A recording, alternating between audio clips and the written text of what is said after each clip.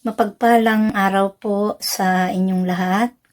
Ako po'y nagagalak na anyayahan kayo na panoorin ang OHC video sapagkat kung meron po kayong mga katanungan na hindi nasasagot patungkol po sa banal na Torah, dito po masasagot ang inyong mga katanungan o gumugulo sa inyong isipan. Katulad ko po noong hindi pa ako nakakapanood nito ay marami pong gumugulo sa aking isipan at hindi masagot-sagot ang aking mga katanungan.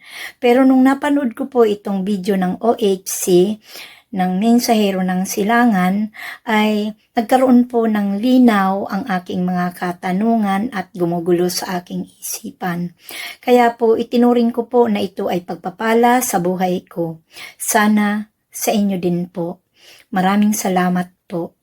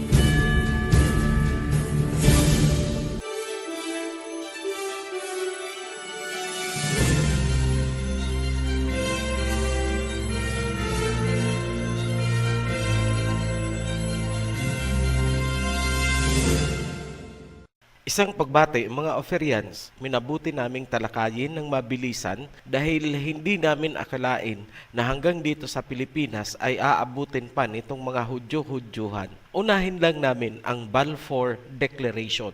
Sa mga nakaraang video ng Magog series, naipakita natin ang mga ginawa ng British Royal Crown at kung paano nila na-colonize ang mga bansa na nakapaligid sa Ophir, Philippines. Dito sa video, ibibigay namin ang pinaka-bottom line kung paano nila sinimulan ang plano.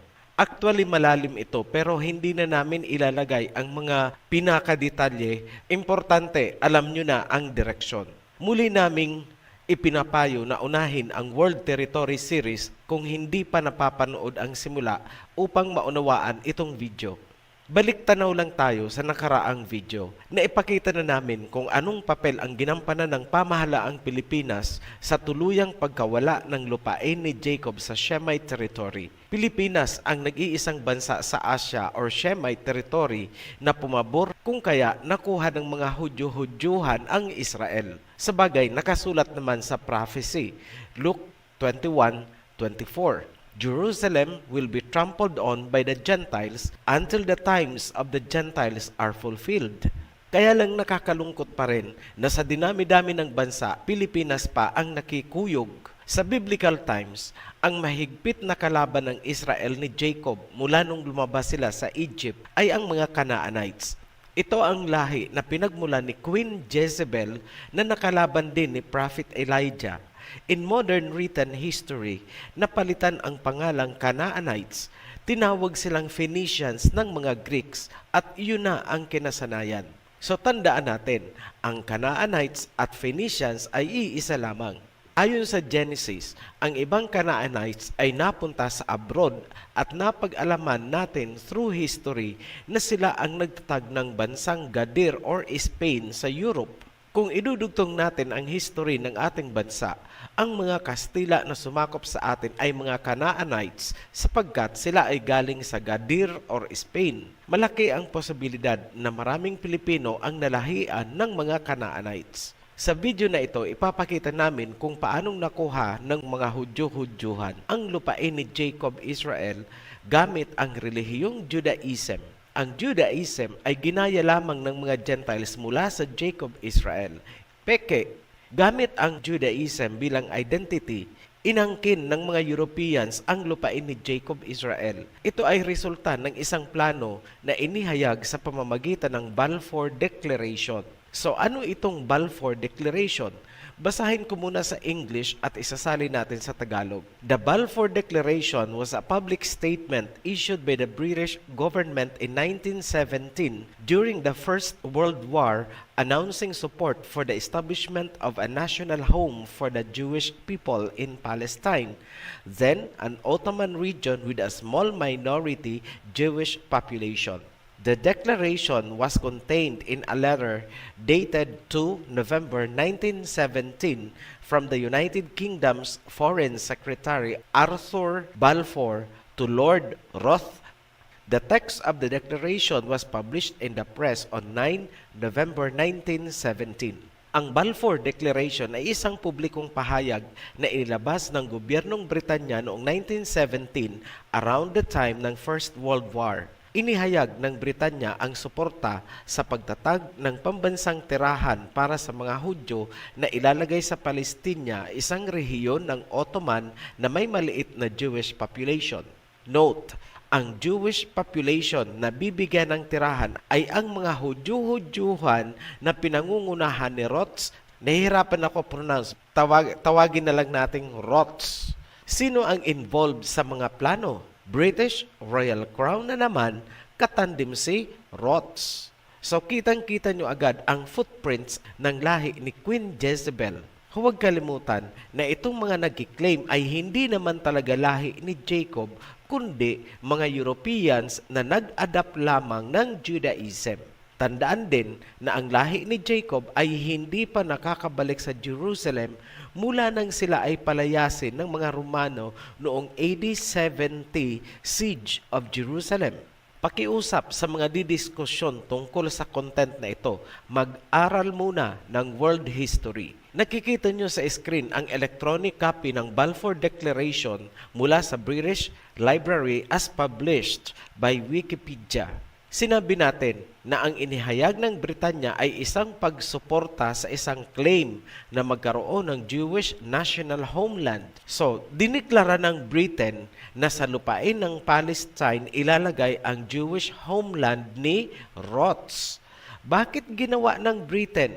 Maiksi lang ang sagot namin. Si Roths ay isang banker. Hindi basta-basta banker lang. Kaya niyang pautangin ang Great Britain. So, pinasok ng Britain ang Shemite territory para kay Roths. Kinuha nila ang lupain ni Jacob at iyan na ang pinagmula ng conflict mula noon hanggang ngayon at sa darating na panahon. So, ang bottom line ng kaguluhan sa Shemite territory ay kagagawa ng lahi ni Gog and Magog at Queen Jezebel. So, ano itong Aliyah? Biblically, ang Aliyah ay pag-uwi ng lahi ni Jacob sa Israel. Ang prophecy na ito ay piniki din ng mga Hudyo-Hudyuhan. Naghakot na sila ng mga kasamahan nilang Hudyo-Hudyuhan din at yun daw ang katuparan ng hula na muling iipunin ang Israel. Peke, hindi po lahi ni Jacob ang pinauwi nila sa Israel, kundi mga kapwa nila na naghuhudyo-hudyuhan. Nasa exile pa po ang ibang tribes ni Jacob mula pa noong Assyrian invasion.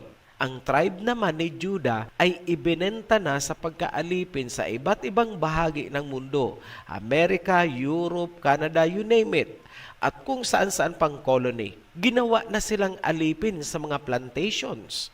In short, ang katuparan ng prophecy na yan ay piniki din ng mga nagkukunwaring Hudyo gamit ang relihiyong Judaism. Sino ang nagbigay ng pondo para sa Aliyah? Si Roths. Napaniwala nila ang mundo na sila ay mga Hudyo. But in reality, sila ay lahi ni Gog and Magog. From biblical times to the modern times, nothing has changed. Walang nagbago hanggang sa dulo ng panahon. Matatapos lang yan sa pagbabalik ng Misaya. Ang unang peke na Aliyah, rejection ang response nila. Foreigner itong mga nagdatingan. Lumalabas na ang Israel ngayon ay isang Roths nation. Hindi sila ang lahi ni Jacob. Sila ay mga Japhethite Gentiles mula sa Europe. Lumalabas din na ang mga ginawang ni Bigote noon sa milyong-milyong Hudyo-Hudyuhan ay upang maging basihan sa pag-claim sa Jerusalem. Pinalalabas nila na sila yung mga persecuted na mga Hudyo. No, hindi nila na-fulfill ang prophecy. Ni minsan, hindi sila naibenta para maging slave. Hindi nila na-fulfill ang sinasabi sa Deuteronomy 28. Ang ginampanan ni Adolfong Bigote ang ipinangtapal nila sa katotohanan. To sum up everything, ang bottom line ay Canaanite invasion of Shemite territory. Basahin ko. The declaration became a core component of the British mandate for Palestine, the founding document of mandatory Palestine, which later became Israel and the Palestinian territories. Ayan, malinaw na gusto nilang kontrolin ang territory. Proof na gusto nilang makuha ang Palestine ay ang naudlot na planong annexation of Palestine to the British Empire ayon sa memorandum ni Herbert Samuel. I will read it. A month later, Samuel circulated a memorandum entitled The Future of Palestine to his cabinet colleagues. The memorandum stated, I am assured that the solution of the problem of Palestine would be the annexation of the country to the British Empire. Ito, pakinggan nyo mabuti. Samuel discussed a copy of his memorandum with Nathan Rhodes in February 1915. Ayan, lumutang ulit ang pangalan ni Rhodes. Ngayon, klaruhin lang natin, sino ba itong mga Rhodes na ito? Yan po ang angkan ng mga bankers mula pa sa sinaunang panahon sa pagsisimula ng banking system. Sila ang isa sa pinakamayamang tao sa Europe kung hindi man sa buong mundo. Balikan natin ang Aliyah. May isang classical example kaming ipapakita sa inyo bilang babala sa lahat ng Filipino. May tinatangka na silang makuha. Gaya ng nangyari sa mga nauna pagdating doon. Iko-convert din sila sa Judaism as requirement ng citizenship. So walang choice kundi tangkilikin ang Jewish Babylonian worship. Buti na lang hindi natuloy ang pagkuha nila sa Pilipino na yon. Ngayon, ano ang nangyayari? Halimbawa, natuloy. Ano ang magiging sitwasyon? Pagdating sa Israel, karamihan sa mga nag-Aliyah ay pinatitira sa mga delikadong location. Marami sa mga na-recruit ng Aliyah ay mula sa tribe ni Manasseh at Levi na napadpad malapit sa border ng China at India. Na-discover itong population dahil sa kanilang mga ancient traditions tulad ng pagtutuli sa ikawalong araw pagkasilang. Dahil sa pagiging isolated ng kanilang napuntahan, hindi pa rin totally nawala ang sinaunang kultura na nagpasalin-salin from generation to generation. Kung titingnan mo sila, para silang mga ifugaw ang itsura, yung profile ng mukha. At kung ihahalo mo sa atin, ay aakalain mong mga Filipino o Syrians din. Buong akala ng tribo, ang nangyayaring pagpapauwi sa kanila ay katuparan na ng sinulat ng mga propeta na muli silang iipunin sa Israel. Hindi kasi nila naunawaan ang nakasulat na ang hahakot sa kanila ay ang Misaya. Hindi itong mga nagkukunwaring Hudyo. Sana nagtaka sila bakit iba ang kulay ng mga sumusundo sa kanila at obviously hindi nila kalahi. With these screenshots, iiwanan namin sa inyo upang makilala ang ibang nawawalang tribo ni Jacob na ngayon ay nakuha na ng mga Hudyo-Hudyuhan. Titigan nyo mabuti ang itsura nila at ikumpara nyo sa tipikal na Filipino o Syrian. Kaya namin inilabas itong topic. Alam namin ang kanilang pinaplano. Nire-recruit nila paunti-unti ang mga tunay na Shemites upang maging depensa nila laban sa mga Shemites. Pinagsasabong nila ang mga Shemites na hindi nagkakaalaman na sila pala ay pare-parehong mga Shemites. Nilagay namin ang mga links sa description kung nais nyong panoorin ang kabuuan ng mga documentary. Mga Ophirians, lalo na kayong mga nag-aaral ng Hebrew at kayong mga sumunod sa Judaism, huwag sasama. Tandaan ninyo yung sinabi ko. Kakalabanin ninyo balang araw ay kapwa ninyo Shemite. Sa ating mga new subscribers, welcome to the channel. Sa mga newly baptized, welcome to the house of Elohim. At para sa lahat, general viewers, be blessed. Shalom. At kung kayo po ay nasiyahan at nasagot ang inyong mga katanungan sa inyong panonood, ay pakishare lang po at follow the link lang po nasa baba po. Maraming salamat po. Be blessed.